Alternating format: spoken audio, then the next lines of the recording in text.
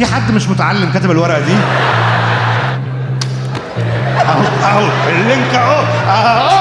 انا بكلمك في وقت مناسب دلوقتي ولا؟ ميلي يا بت كمان ميلي، عارفه الاغنيه دي؟ جوزي خش جوه اهو. ايوه في حفظ الله، مع السلامه. اهدي عشان ما يبقوش 4. رفعت ايدك يا بجحه، ادوها مايك. ده ما شاء الله في خطافات رجاله. وهو لا ضمها للمكتب.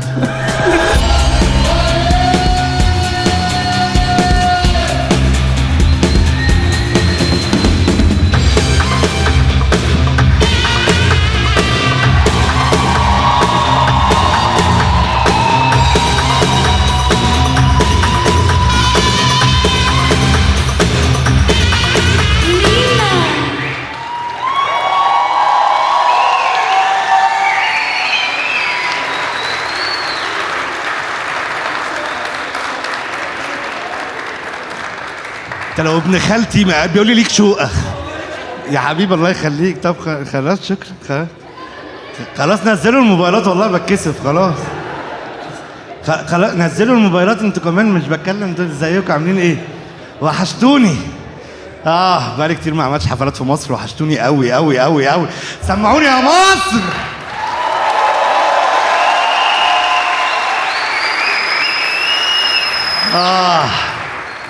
مبسوط قوي ان انا موجود النهارده معاكم. بقالي كتير ما عملتش حفلات في مصر. امبارح كانت حفله خطيره للامانه، بس من الفايبس كده حاسس ان النهارده هنكسر الدنيا عن امبارح، فان شاء الله خير. بالسقفه كده قولوا لي مين اول مره يحضر ستاند اب كوميدي؟ ماشي. طب مين حضر قبل كده؟ بالسقفه. عارف ليه حاسس ان الارقام متشابهه؟ اللي اول مره يسمعنا يا نهار ابيض. فرق كبير. ماشي خير. انا توقعت والله العظيم. احنا النهارده مش في ستاند اب كوميدي شو، احنا في انتراكتيف كوميدي شو. يعني ايه انتراكتيف؟ يعني عرض تفاعلي.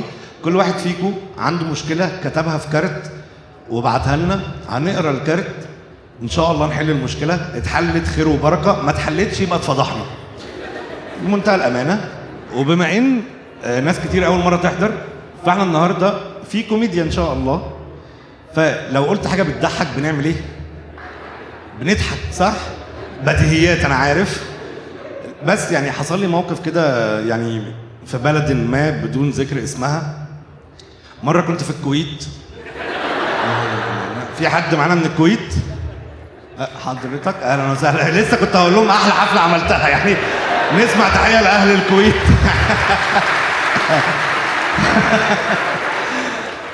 بدايه غير موفقه. نعم يا فندم. انت مصريه عايشه في الكويت، فبقول لكم الكويته. انا تعبت هناك. هم الكويته حبايبنا والله وبحبهم جدا، بس في مره كان عندي حفله هناك، كل ما ارمي جوك الاقي واحده في اول صف. فقلت لها انت كويسه؟ قالت لي ما انا مش عايز اضحك علشان ما اقطعكش. قلت لها وانا بقرا ربع. قاطعيني عادي. جاهزين نبدا حفلتنا؟ حبيبتي هي بس اللي متحمسه، هديكوا فرصه تانية. جاهزين نبدا حفلتنا؟ حلو ده. يلا بسم الله.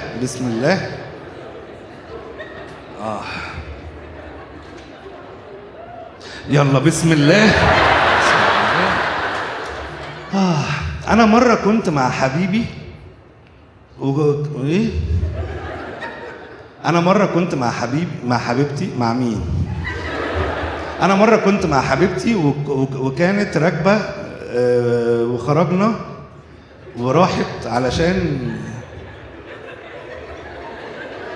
في حد مش متعلم كاتب الورقه دي. بفك لوغاريتمات من اول الحفله. انا مره كنت مع حبيبتي وكان راكبها جن وضربتني في الشارع وراحت عشان تقابل العفريت. مين اللي واخد واحده ملبوسه يا جماعه؟ احكي لنا ايه خطيبتك مالها؟ او خطيبتك ولا مراتك؟ حبيبتي. مالها يا حنين؟ مالها يا حبيبي؟ كان لابسها جن صغير كده. وعرفت منين ان هو صغير؟ ما طولش. حلو، عرفت منين ان هي ملبوسه؟ فجأة كده طلعت فجأة وقامت زقاني وضرباني وماشية وركبت تاكسي تمام يعني. خلي بالك هو ده الطبيعي. انت سكران تمام. انت ما شاء الله معاق وسكران. معلش واحده انتوا كنتوا بتتمشوا تمام. ومره واحده ضربتك ومشيت. وركبت تاكسي ومشيت. بعدين رجعت بقى. رجعت بعدين تاني بشوية يعني. قالت لي بقى كان مين اللي ضربك؟ انا مش انا. مين اللي ضربك؟ مش انا. مش انا. هي معاك؟ اهي.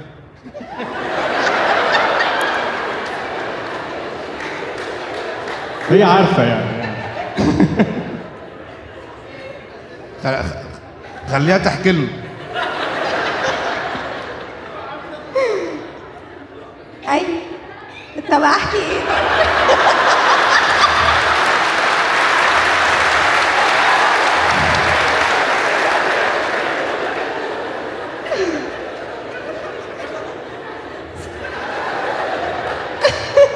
ازيك عامله ايه؟ الحمد لله. اخبارك؟ انا خايف بكره تقول لك انا ما عمري يعني ما حضرت حفله لمينا نادر مثلا. على فكرة أنا اللي قايله له وأنا بحبك جدا وكنت ليه؟ انا تمام. يعني طب حسيت في ما بيننا لينك كده اللي هو بين انا وانتي؟ لا ان شاء الله. لا اهو اللينك اهو. ولا هو ده الجن بقى؟ هو نفس العفريت. ما تتكلمي. انت طبعا شايفاهم بيجروا حواليكي دلوقتي. طب احكي لنا عن الموقف اللي هو اتكلمك. احكي لنا. بص، هو أنا كنت متضايقة جدا منه اليوم ده ومتضايقة من حاجات تانية بصراحة، فهو جه اتكلم معايا. ايه اللي بيضحك دلوقتي بقى؟ هما بيعملوا ايه حواليكي دلوقتي؟ يعني هل حد فيهم اتشقلب قدامك؟ ايه اللي حصل؟ أنا دلوقتي كنت متضايقة تمام وكان في مشاكل كتير. ده اليوم ده ينفع هو يجي يفتح معايا مواضيع؟ اعتبريه خطيبك. بصراحة كان شوية جنان كده وراحوا لحالهم. راحوا لحالهم. يعني دلوقتي احنا تمام. لا عقلنا قوي يعني قوي. انت اسمك ايه؟ احمد. احمد. عادي، مسلمين الحمد لله. هي بتقدر تتوضى وتصلي ولا ما بتقدرش تقابل ربنا اساسا ولا ايه؟ لا دلوقتي شوية تمام. ايه يعني لو رشينا عليها ميه عادي ولا وهتعمل كده؟ بلم الدور بس. بص انا خايف اتكلم معاها اكتر من كده، معلش. فرصه سعيده، فرصه سعيده. يا رب عديها على خير يا رب. اول ورقه جن وشياطين. صاحبت اكس اختي. كلميني عن الجن اكتر.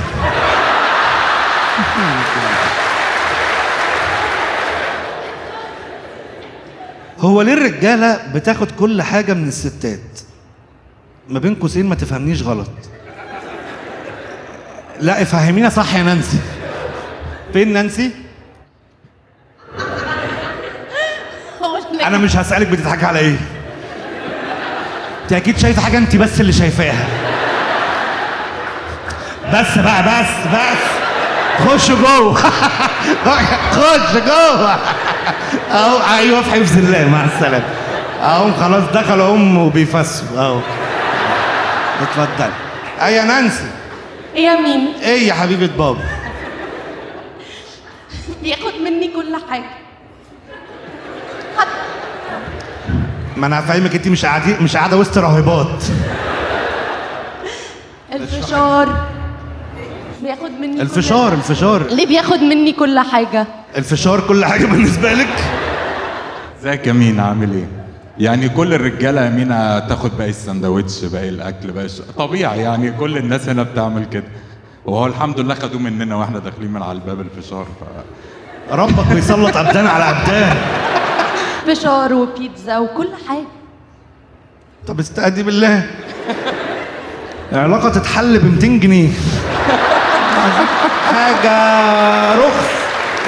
رخص اقسم بالله. انا كان ليا هيبه في الحفلات والله. شكرا يا مينا انا والله. كنت بحل مشاكل جن. بعد اذنك هنجيب 2 فشار، عيوني هنجيب 2 بيتزا. عيوني. عيب قوي انك عامل لي خاطر ومش عامل لها. اتفقنا؟ البنت ما تشتكيش الحفله الجايه. يلا يا رب يا رب. باباها طلب مني شقه ب10 مليون باسمها، ومامتها طلبت 2 مليون مؤخر و500 جرام ذهب، واختها عايزه شاليه في الساحل. متقدم لجورجينا؟ ايوه حبيبي، ما انت لازم تقعد اخر صف وانت معاك فلوس. انت هتجيب فلوس منين؟ هتجيب فلوس منين انت؟ ده بجد على فكرة مش هزار. وانت جاي تتخن صوتك عليا انا؟ تروح تتكلم مع ابوها. هي معاك؟ لا ما جاتش. هنتكلم براحتنا. طب بتكلم بجد، يعني ليه؟ والله دي طلباتهم، يعني اول ما خدت خطوة وحبيت ادخل البيت طلبوا مني الحاجات دي كلها. وانت كان ايه رد فعلك؟ كنت مذهول كده مش عارف ارد. يا خرابي. طيب ودلوقتي ايه يعني بتحوش ولا بتعمل ايه؟ بحوش عشان يعني اخد الخطوة دي بعد 10 سنين انت تقريباً. هتاخد ايوه الخطوه. ايه بقى هي؟ انا رايي الشخصي انت هتاخد الخطوه، بس الموضوع هياخد منك شويه وقت. ده رايي. بس بتكلم بجد والله. طب هم ليه مش مقدرين ان انت شاب؟ وانت كام سنه؟ 32. عندك جرأة تقول لنا انت محوش كام في البنك؟ ضحكتك قالت تمام. طب بكلم بجد والله، يعني طلبات تعجيزيه جدا. ما هي كده، هو ده اللي هم طالبينه وهم ده اللي هم عايزينه. هي طولها 1.50 متر. تخيل بقى يعني يا حبايبي وزنها قد ايه؟ ده حرفيا جواز كسرات. ايوه بالظبط كده. ده حرفيا 150 سم وطالبين كل ده. والله ربنا يديك يا عم، وان شاء الله الحفله الجايه تيجي تقول لي اهي، فاهم؟ ويوم الصباحيه تاخد منها الذهب وتبيعها، يعني فاهم؟ ان شاء الله خير ان شاء الله. ده انا يا نهار ابيض يا نهار ابيض. ما طبعا بادينها بجن، هنقفلها بايه؟ ده مش مسلسل كارثه طبيعيه، بس انا مراتي كانت متاخره شويه في الحمل، وتابعنا مع دكتور، ويوم ما حملت رحنا للدكتور لقيناها حمل في 4، والخامس محشور، والخامس محبرش. ايه الخامس ماله يا استاذ محمد؟ يا استاذ محمد ازيك يا محمد؟ الحمد لله تمام. هي ولدت؟ لا الحمد لله راح. رجعتوهم ولا عملتوا ايه؟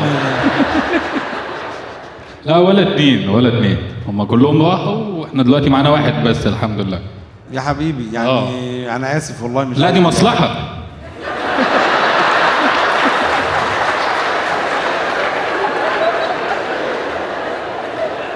هو انت اللي قتلتهم؟ ما لحقتش. كنت ناوي. طيب والحمد لله اتبقى واحد ولا ده؟ لا ده جه بعدها. ما تهدى شويه يا محمد. انت ما شاء الله في ايه ليه؟ ما تهدى يا محمد. ايوه انا بكلمك في وقت مناسب دلوقتي ولا؟ معاك. جبت ولد ولا بنت؟ لا ولد. ربنا يخلي يا رب والعمر ميرسي، كله ربنا ليك. يخليك. طب عملتها ازاي 5 دي؟ سبحان الله نصيب. مجرم انت. بس راحوا الحمد لله. نعم راحوا مصلحة. طبيعي. الحمد طب لله. ما فيش بطن هتشيل 5 يا معلم، ما فيش. بس ان شاء الله خير، وربنا يديك يا رب الذريه الصالحه. حبيبي يا امين. الله يبارك لك. 5 ما شاء الله ما شاء الله ما شاء الله. مينا انا متجوز مرتين وخطبت التالتة، واهلها رفضوا، وبعديها صار مشكلة مع التانية وطلقتها، وبفكر ارجع اخد التانية.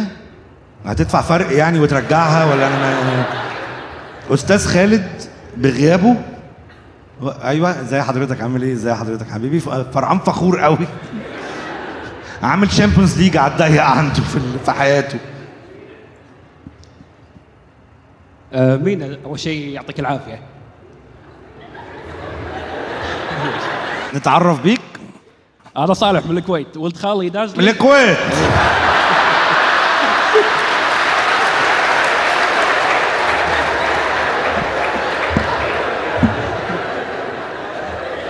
مينا ممكن اوثقها؟ نبي يا نصيحة. ارض تشقي وبلعيني دي ماما جايه تطلعيني ميلي يا بت كمان ميلي، عارفه الاغنيه دي؟ فبقول لك انا اصلا ازيك عامل ايه؟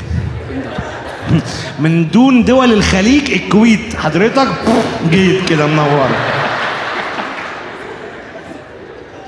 ازيك عامل ايه؟ نسمع تحيه للكويت؟ نسمع تحيه للكويت. 5 في بطن واحده، في بطن واحده، ده انت ما شاء الله مجرم مجرم. جوزي قبل ما اتجوزه كان راجل. كان بس انا قريتها غلط قريتها غلط قريتها غلط قريتها غلط، انا اسف انا اسف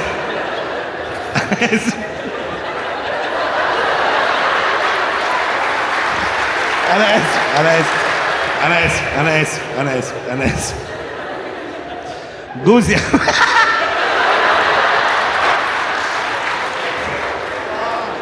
بس خلاص خلاص خلاص خلاص خلاص.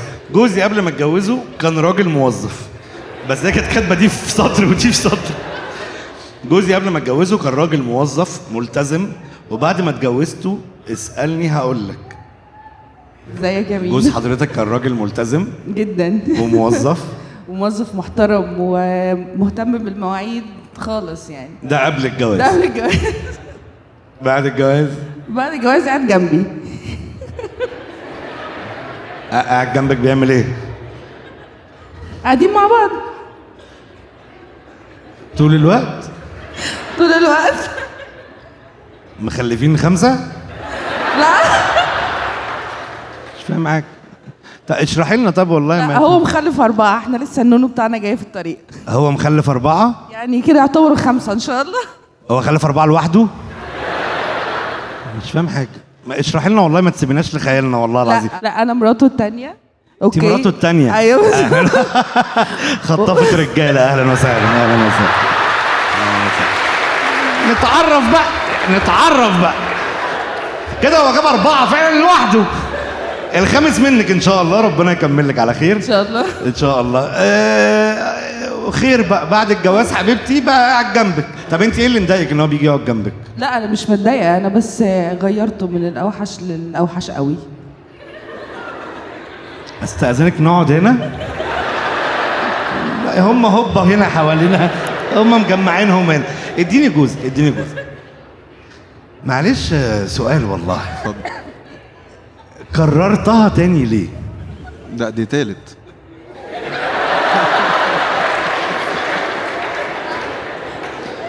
انا صعبان على المسيحيين اللي قاعدين سامعين الكلام ده. تاني ايه تالت؟ طيب بس في واحدة أكيد مش على ذمتك ولا لسه التلاتة على ذمتك؟ في واحدة مش على ذمتي. طيب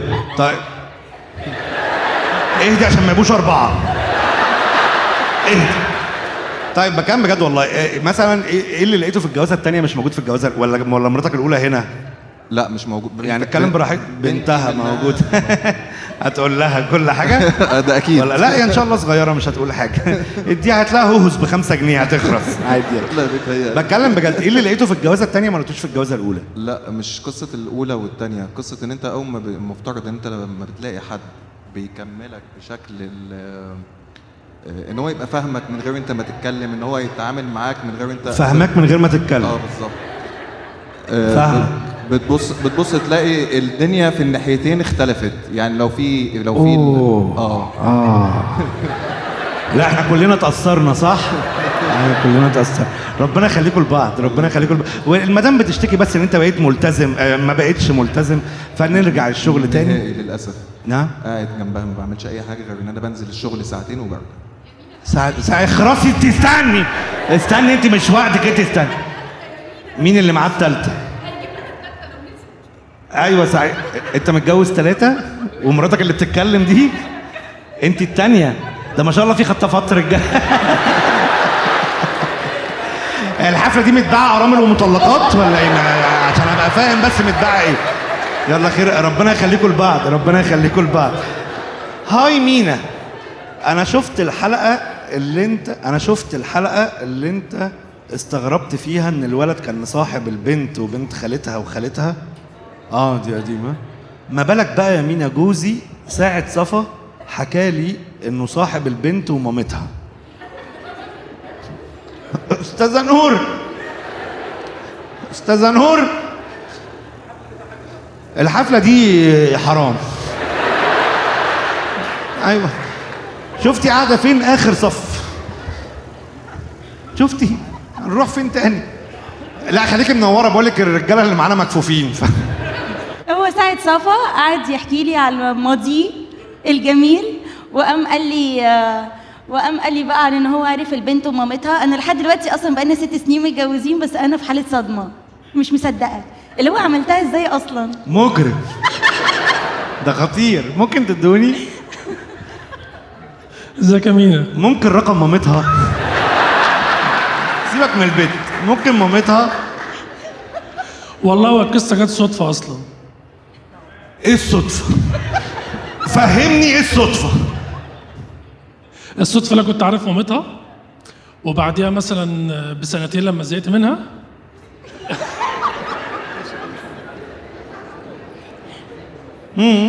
اتعرفت على بنتها في عيد ميلاد.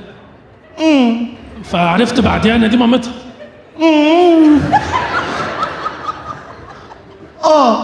القصه بعد مامتها لما عرفت اتضايقت، معرفش ليه. ملهاش حق. بس فانا احترمت الموضوع وقلت للبنت مش احترمت ايه يا معلم؟ باللي انت بتقول انت مش محترم حد.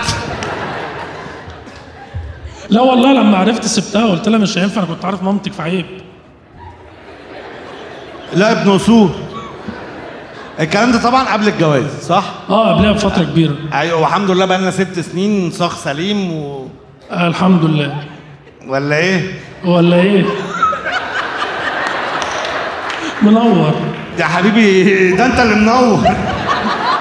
بص يا ست الكل، كده كده الراجل ده الحاجات دي حصلت قبل الجواز، فانت انسي بقى، انسي يعني، ارمي. ما بتنساش. لا ما مش هي، كلهم محدش فيهم بينسى والله العظيم. بص هي لو بقى لها 6 سنين بتعايرك ففضل 4 سنين. هو بيبقى كورس كده 10 سنين بنتعاير بالحاجات اللي بنعملها، فان شاء الله يعدوا على خير يعني. البت وامها. اقنعت طليقي انه عقيم، وكان كل شويه يعمل فحص، وانا اللي كنت باخد حبوب منع الحمل. استاذه ريهام عبد الغفور فين؟ ده مسلسل ده. فين الظلمه؟ رفعت ايدك يا بجحه، ادوها مايك، ادوها مايك. اشوفك حامل في 5. لا مؤاخذه، مش قصدي القح يعني. اشوفك حامل في 6 ويبقوا نايمين بالعرض كده. بعيد الشر. تبقي تنامي واقفه كده من قله البتاع. بعيد الشر. ازيك؟ الحمد لله تمام. الحمد لله كويسة. ازيك؟ لا اصحي كده، اصحي معانا. ازيك؟ الحمد لله كويسة. ازيك انت؟ انت جنسيتك ايه؟ من اليمن. من اليمن. فرقع صاروخين بسرعه هنا يا اختي. خطيره. طب ليه عملت كده؟ ما تقولي له مش عايزه اخلف. خلفنا بيبي. خلفتوا بيبي. ايه، بس كان في وضع انه خلاص رايحين للطلاق، فهو كان مصمم يجيب البيبي الثاني. ثواني. انتوا بعد ما خلفتوا البيبي اقنعتيه ان هو عقيم؟ ايوه.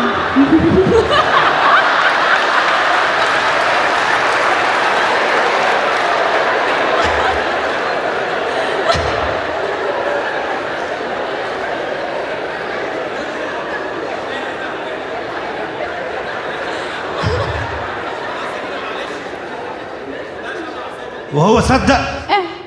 ايه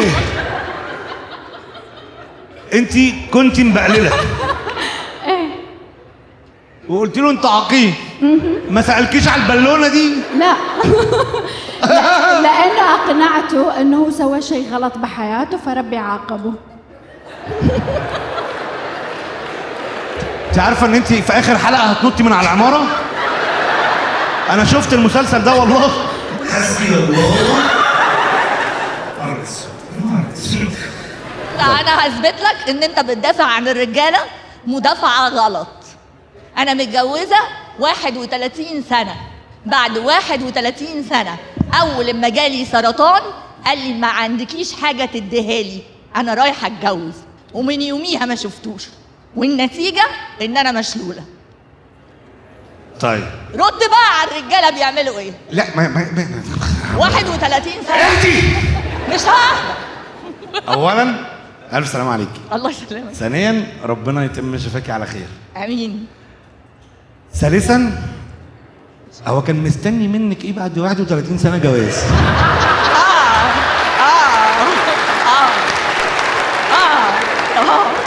بص هنتفق اتفاق. اتفضل. التعميم جريمه. يعني حتى لو في رجاله خاينه فمش كل الرجاله خاينه. زي ما في ستات نكديه، هل نقدر نقول كل الستات نكديه؟ انا معاكي بس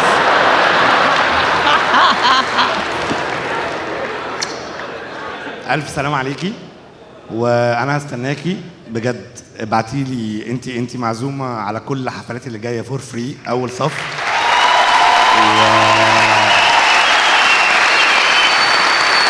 انت بتعيطي؟ هي بتعيط؟ انت بتعيطي؟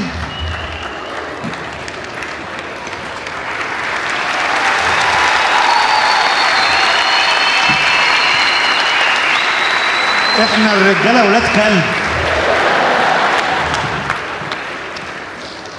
احنا الرجاله ولاد كلب. طب انا بتكلم، احنا بنهزر والله. انت ازاي حد يسيب القمر؟ طب بتكلم بجد. انا بوصلك. بتكلم بجد. انت حالا سنجل؟ طب ايه بقى؟ للأسف لا. ايه بقى؟ هو سايبني على ذمته، لكن انا كنت بتفرج معاه رقصات عادي. عاجبك كده؟ انت مين حضرتك اساسا؟ انا اسف. روقي. صلي على النبي. انت صلي على النبي او مجدي سيدك. صلي على النبي. نسمع لها تحيه كبيره قوي. نرجع لموضوعنا. اولا ربنا يتم شفاكي على خير وهتبقي زي القمر. انت اصلا مزه، لما نزلت شفتك من قريب انت مزه. وخليني اقول لك قسما بالله لو قلب زي قلبك هو اللي خسران وما يستاهلش ضفرك. والنبي ما تزعلي. والنبي ما تزعلي. احنا رجاله وحشه. احنا رجاله وحشه. قطيع هتقطع الرجاله. لا روقي بقى. ماشي. انا وزوج صاحبتي قلت لك احنا رجاله وسخه. انت ما مش بتصدق. انا وزوج صاحبتي بنحب بعض وبروح لها البيت علشان اساعدها في المطبخ، وهي لما تروح الحمام هو بيجي لي المطبخ، وبنحب بعض قوي. هي ان شاء الله مش هترفع ايدها. ان شاء الله مش هترفع ايدها لان الحفله باظت. لو هي رفعت ايدها الحفله هتروح في داهيه. مساء الخير. اهلا وسهلا. قعد الناس يا احمد. جايه ليه دلوقتي؟ مش فاهم. الحمد لله ما رفعتش ايديها. الحمد لله والشكر لله. ليه كل ما بنلاقي ورقه شائكه بتديها دخان؟ نفسي افهم. قابلتها النهارده واول ما رحنا كافيه طلبت نسكافيه، هي طلبت شيشه قص. ايه؟ استاذ محمد نبيل. ايوه ادوا مايك. ازيك يا مين؟ بلبل حبيبي عامل ايه؟ كله فول. اول مره تشوفها النهارده؟ للاسف. للاسف يعني ندمان على عمرك اللي فات من غيرها؟ لا على الشيشه. هي معاك؟ قاعده. انت لسه اول مره تعرفها النهارده؟ لا بقالنا فتره بس اول مره نتقابل النهارده. ده شقط اونلاين ولا ده ايه؟ طب ممكن اتكلم معاها ولا صدرها ملبش؟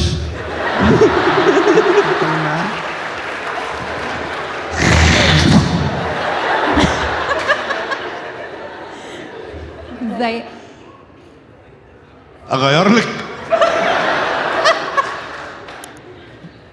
عامله معلمه.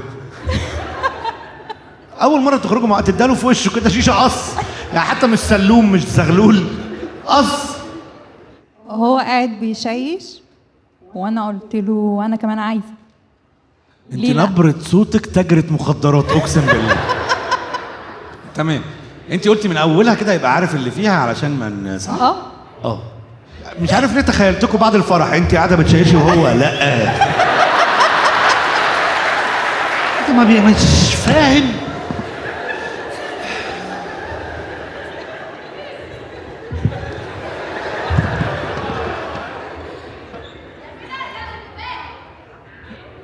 نعم. ها؟ عايزه ايه؟ متهيألك. نعم. ارجع لمين؟ الورقه اللي انت سبتها. مين الاول؟ انت عرفك انها ورقتك؟ لا طبعا مش ورقتي. اول حاجه مساء الخير، ازيك؟ زفت على دماغي. شكرا يا مينا. اتخضيت.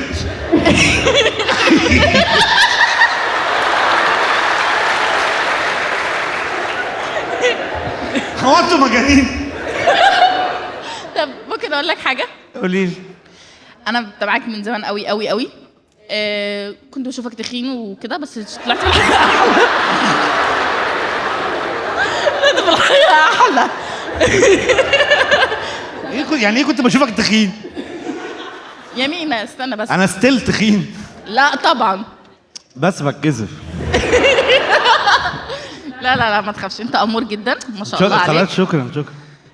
ارجع بقى للورقه. اعمل ايه؟ ارجع للورقه. ارجع للورقه؟ اه. طب انت مش تعرفك ان دي ورقتك؟ والله ما كتبت ورقه اصلا، انا كنت عايزه اكتب لك. طب خلاص، وانت مالك ومال الورقه؟ طب ليه؟ انت مالك قليلة الادب انت؟ غريبه جدا. شفت كله عايزك تسمع اهو. يلا انت عايزه تسمعيها؟ انت سافله.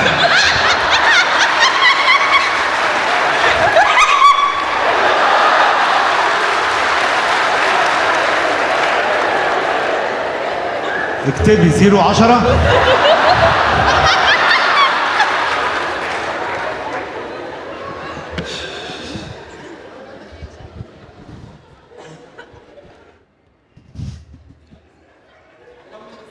ركزي. أستاذة نوران. أستاذة نوران، في واحدة اسمها نوران، أنا مش هقول مشكلتها. أيوه، في 2 نوران. مين اللي جوزها بيخونها مع راجل بيلبس فستان؟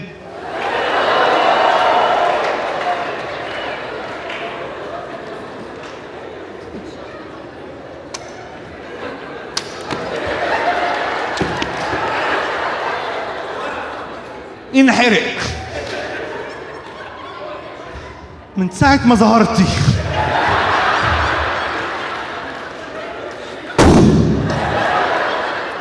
أستاذة نوران. ايوه أيوه. لا هو مش كده. اخرسي، بوظتيها. اخرسي. أيوه يا أستاذة نوران. هو مش كده، انا كتبت. هنزل أجيبك من شعرك.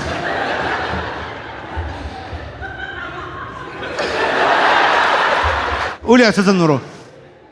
انا كتبت كده عشان بس هو يقنعك زي ما اقنعني ان احمد مكتب ده بيلبس فستان. هو كان راجع من بره ثانية واحدة يا فندم. أيوه احكي لنا عشان نفهم. هو كان راجع من بره فجات له مسج على الموبايل، فانا والله ما كنتش هركز يعني. هو اقنعني ان انا غلطانه يعني، ما خدتش بالي ان هو كان احمد وانت شفتيه. ان هو كان احمد بس الصوره واحده لابسه فستان. فانا عايزاه يقنعك بقى بالله عليك، يرد عليك. يقنعني انا ليه؟ انا مالي؟ يا اخي يتجوز احمد، انا مالي؟ المشكله ان الرقم ده عمال بيتبدل كل شويه. احمد مكتب وبعد كده عبد الله مكتب. هو لف المكتب كله وانا هو شغال في مكتب شقي. معلش، طبيعه شغلك ايه يا فندم؟ محاسب قانوني.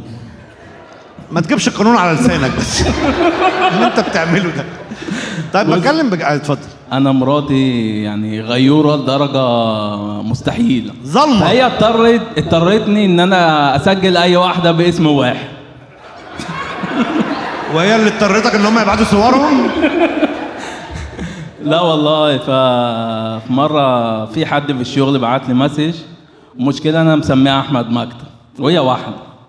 انت معترف؟ معترف. حلو.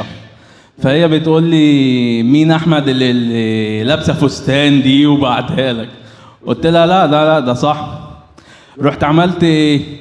خليت احمد صاحبي اللي هو احمد بعت لي نفس المسج. انا اول مره اعرف الموضوع ده دلوقتي والله. يعني انت خليت واحد صاحبك اسمه احمد فعلا اتصور بفستان؟ لا هي واحده بعتت لي مسج، تمام؟ ده الفستان. فلما قالت لي ان هي شافت المسج، رحت كلمت واحد صاحبي اسمه احمد حقيقي بقى. احمد حقيقي. قلت له بعت لي نفس المسج دي على الواتساب بتاعت الفستان. بس بصورته بقى هو خلاص. هل تعلم دلوقتي ان انت اعترفت لها بكل حاجه؟ انا عارف. تمام. بس فقلت لها لا انت شفتي غلط، اهو الصوره اهو راجل وبعت لي المسج. الراجل بعت لك صوره واحده؟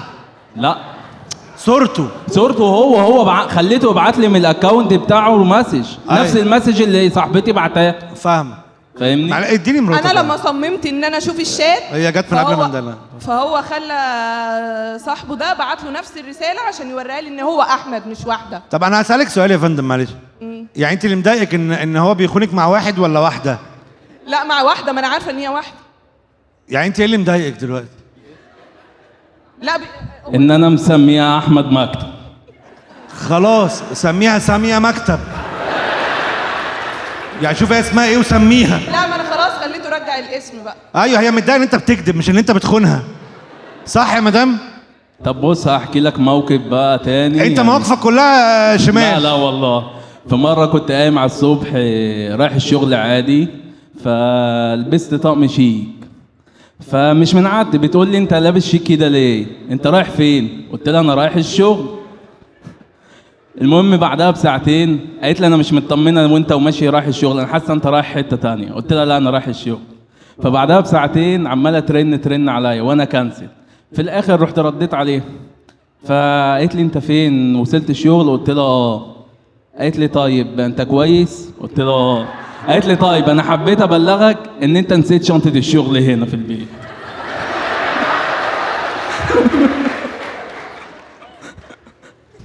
كان في المتحف مع اصحابه بتوع المكتب يمين. نعم يا فندم. كان في المتحف المصري مع اصحابه بتوع المكتب. احمد مكتب بقى كان باعت له رساله قبلها بيوم وبيتفقوا ان هم هو حضرتك بتزعلي انا ليه يا بقى؟ حاجه انا مالي هو بيخونك، انا مالي بتزعلي انا ليه؟ هو بيحلف ان هو مش بيخوني وعلاقتهم ببعض علاقه. انا بقول لك جوزك كذاب. ايوه اتطلعي منه. حرام عليك، انا كده مش هديك لانه. هقول لك المشكله ان انا فوق انا مش شايفها. ضمها للمكتب. جمهور مصر الف شكر ليكم، اتبسطت جدا معاكم النهارده.